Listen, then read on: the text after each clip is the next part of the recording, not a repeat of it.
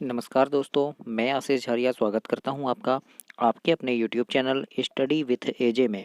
इसमें आज हम देखते हैं आपकी जो ओलंपियाड परीक्षा होने वाली है अभी 19 जनवरी को, उसमें जो महत्वपूर्ण महत्वपूर्ण प्रश्न आने वाले हैं। मैंने अंग्रेजी का, विज्ञान का, हिंदी का इनका वीडियो डाला है अपने चैनल पे, तो चैनल सब्सक्राइब करके उन वीडियो को आप ज़रूर देखना कि किस प्रकार के प्रश्न आएंगे। ये मैं एक अभ्यास प्रश्न करा रहा हूँ कि इस टाइप के प्रश्न आएंगे आपको, तो ये बनना चाहिए। तो आप अपना एग्ज़ाम बहुत अच्छे से निकाल सकते हैं। आज हम देखते हैं, अंग्रेजी का करवाया हूँ, आज हम देखेंगे गणित का, जो माध्यमिक स्तर का है आपके माध्यमिक स्कूल के लिए, कक्षा 6वीं से 8वीं के विद्यार्थियों के लिए महत्वपूर्ण होगा। तो आज गणित के प्रश्नों को देखते हैं कि किस प्रकार के प्रश्न इस परीक्षा में आएंगे। तो चैनल को सब्सक्राइब करना, वीडियो को शेयर करना अपने दोस्तों तक भी, और लाइक ज़रूर करना, ताकि मैं आपको ऐसी वीडियो और भी देते रहूँ। सारे विषय की वीडियो दूंगा, इसलिए सब्सक्राइब कर लेना ताकि वो वीडियो आपको मिल सके। आइए देखते हैं, ये कुछ प्रश्न हैं, ऐसे और भी बनाऊंगा, इनके और पार्ट लेके आऊंगा मैं। ये पार्ट 1 देखते हैं आज इसमें हम। प्रश्न नंबर पहला है आपका, संख्या रेखा पर जब एक ऋणात्मक पूर्णांक को जोड़ते हैं तो किस ओर चलते हैं। तो ए में है दाईं ओर, बी है बाईं ओर, सी है बाईं दाईं दोनों ओर, ये सभी कथन असत्य हैं। तो किस ओर चलते हैं, देखो ये एक संख्या रेखा होती है, बीच में शून्य होता है, इधर होती है ऋणात्मक और इधर होती है धनात्मक। तो हम किधर चलते हैं, बाईं ओर। तो आंसर क्या होगा आपका, बी नंबर लगाएंगे, बाईं ओर। इसके बाद देखते हैं, अगला है क्वेश्चन नंबर दूसरा, संख्या रेखा पर जब एक धनात्मक पूर्णांक को घटाते हैं तो किस ओर चलते हैं। याद रखना, घटाते हैं बोला है ना, तो यहाँ पे दाईं ओर नहीं लिख देना, ये शून्य है ना, इधर रहता है धनात्मक, इधर रहता है ऋणात्मक, तो घटाएंगे तो किधर जाएंगे, तो हम इधर जाएंगे, है ना, तो मतलब बाईं ओर ही जाएंगे। तो ये इसका आंसर भी क्या हो जाएगा, बी का बाईं ओर होगा। तो आगे देखते हैं अब, क्वेश्चन नंबर तीसरा है, निम्नलिखित कथनों में से कौन सा असत्य है, तो उसको हमको बताना है। तो आइए देखते हैं, ए नंबर में लिखा है, जब दो धनात्मक पूर्णांक को जोड़ा जाता है तो हमें एक धनात्मक पूर्णांक प्राप्त होता है। तो ये सही है, असत्य नहीं है। दूसरा है, जब दो धनात्मक पूर्णांक को जोड़ा जाता है तो हमें एक धनात्मक पूर्णांक प्राप्त होगा, सही है।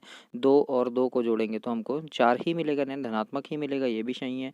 तीसरा है, जब एक धनात्मक पूर्णांक और एक ऋणात्मक पूर्णांक को जोड़ा जाता है तो हमेशा धनात्मक पूर्णांक प्राप्त होता है। तो ये होगा आपका गलत।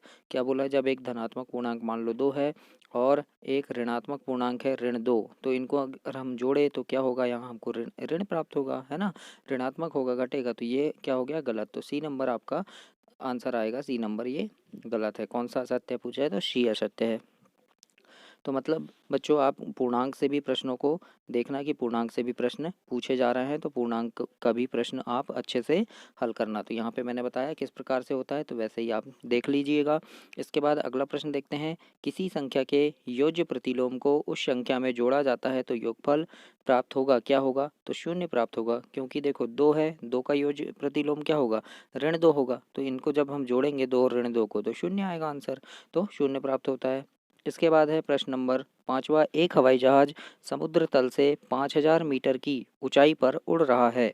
एक विशिष्ट बिंदु पर यह हवाई जहाज समुद्र तल से 1200 मीटर नीचे तैरती हुई पनडुब्बी के ठीक ऊपर है। पनडुब्बी और हवाई जहाज के बीच ऊर्ध्वाधर दूरी कितनी है पूछा है। तो हम कैसे बताएंगे, देखो मान लो ये समुद्र तल है, 5000 मीटर उड़ रहा है क्या, हवाई जहाज, और ये नीचे क्या है, 1200 मीटर पनडुब्बी है, तो इनके बीच की दूरी बोलना है ना। तो यहाँ यहाँ से यहाँ तक की तो 5000 हो गई, और यहाँ 1200 मीटर है, तो दोनों को हम जोड़ देंगे तो 5000 और 1200 कितना होगा, 6200 मीटर, मतलब 6 किलोमीटर 200 मीटर। तो आपका आंसर आ जाएगा बच्चों 6 किलोमीटर 200 मीटर।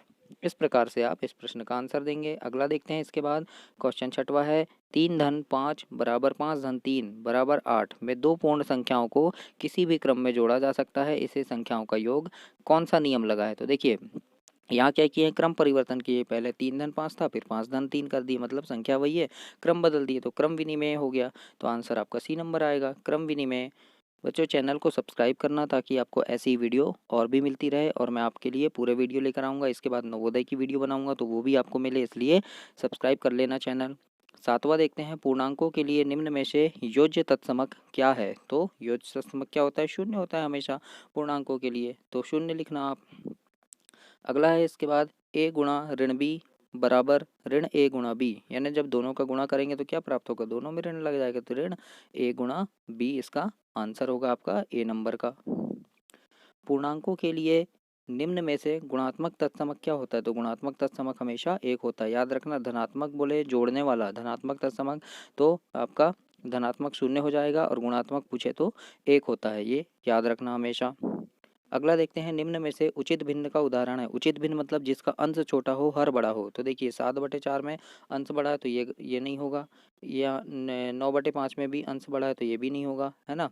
1/3 में अंश छोटा है तो ये हमारा आंसर हो जाएगा उचित भिन्न। उचित भिन्न क्या होती है? जिसका अंश छोटा हो और हर बड़ा हो।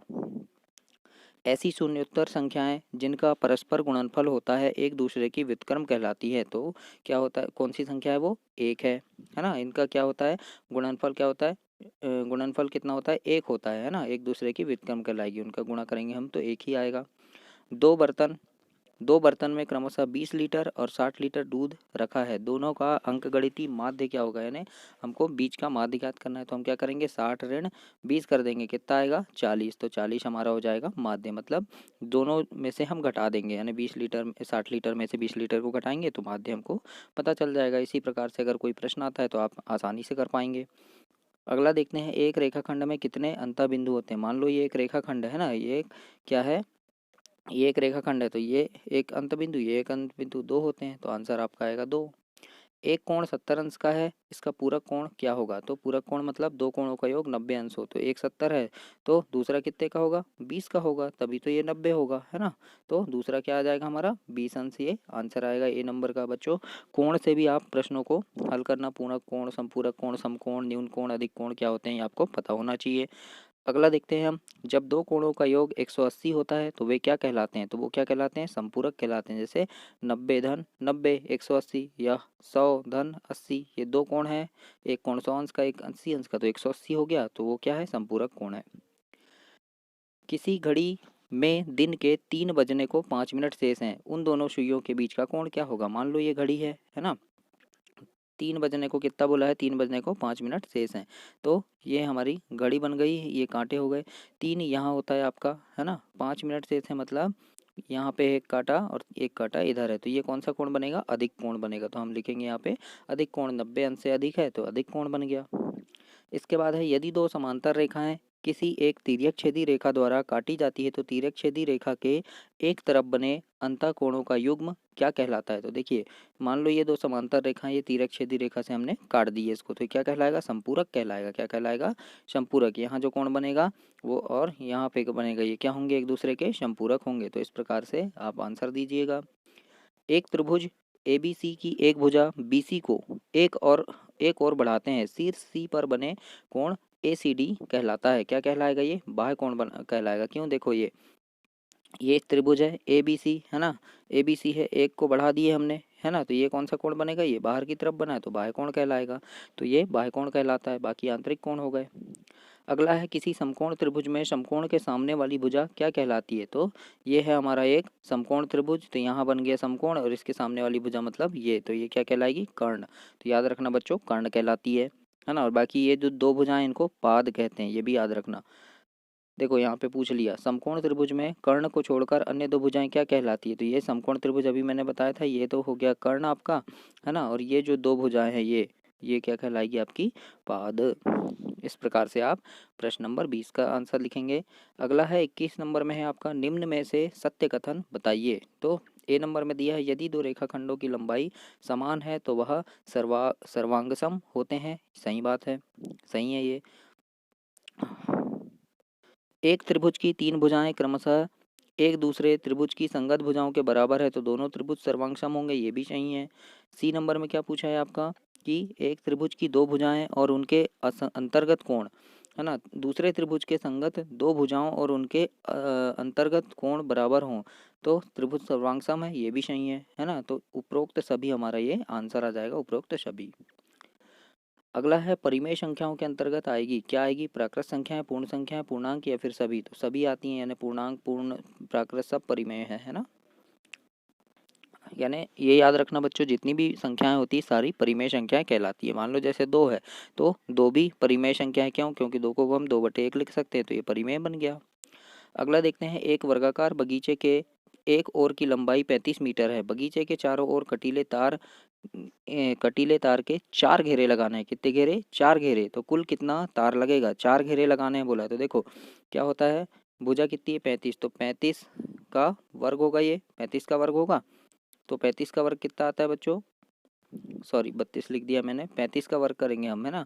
35 का वर्ग बोले तो 35 गुणा 35 गुणा 4 करेंगे, यानी 4 और लगाना, चारों भुजाएं वर्गाकार बोला है, मतलब चारों भुजाएं बराबर है। तो एक 35 है, तो बाकी तो 35 चौके कितना हो जाएगा? 4 पंचे 20 की शून्य, शिलाए 2, 4 तिया 12 और 2 14, 140 हो गया। लेकिन कितने घेरे लगाने बोला है? 140 तो आ गया हमारा। कितने घेरे लगाने? 4 घेरे लगाते हैं। 140 गुणा हम 4 कर देंगे, 4 शून्य शून्य और 14 चौके 56 आ गया हमारा, मतलब 560 मीटर हमारा आंसर आ गया। बच्चों अगर समझ नहीं आएगा कोई चीज़ तो कमेंट में बताना, मैं आपको फिर से समझा दूंगा वाला प्रश्न। अगर कोई प्रश्न आपको समझ नहीं आया होगा तो कमेंट करके ज़रूर बताइएगा। अगला है, किसी वृत्त में सममित अक्षों की संख्या क्या होगी? तो सममित अक्ष असंख्य होते हैं। देखो ये वृत्त है, अब सममित अक्ष क्या बोला है? ये वृत्त है। सममित अक्ष क्या होता है? ये केंद्र कहलाता है। यहाँ से ऐसे कितनी बहुत सारी रेखाएं, कितनी रेखाएं निकल सकती है? आप गिन सकते हो कि नहीं? अनंत रेखाएं हो सकती, तो असंख्य लिख दी है हमने। निम्न में से एक घनाभ की आकृति कैसी होती है? माचिस जैसी? हाँ होती है, तो माचिस नहीं होगा। संदूक? हाँ संदूक जैसा भी होता है। पासा जैसा नहीं होता, तो ये गलत हो गया, यानी आपका आंसर होगा ए एवं बी। इस प्रकार से आपको आंसर देना है। अगला, अब देखते हैं, अब अगले हम देखेंगे अंग्रेजी की वीडियो। तो ये 25 प्रश्न थे। अगर आपको कोई प्रश्न अगर समझ नहीं आया तो कमेंट में ज़रूर बताइए कि मुझे इस नंबर का प्रश्न समझ नहीं आया, मैं उस प्रश्न को आपको फिर से समझाऊंगा। तो आइए बच्चों, आपका स्वागत है अब अगली वीडियो में। अगला हम देखेंगे अंग्रेजी का, विज्ञान का और गणित के भी और भी वीडियो लेकर आऊँगा, तो उन वीडियो को आप ज़रूर देखें। ये पार्ट 1 था, अगला भी लेकर आऊँगा। तो तब तक के लिए नमस्कार, चैनल को सब्सक्राइब करना।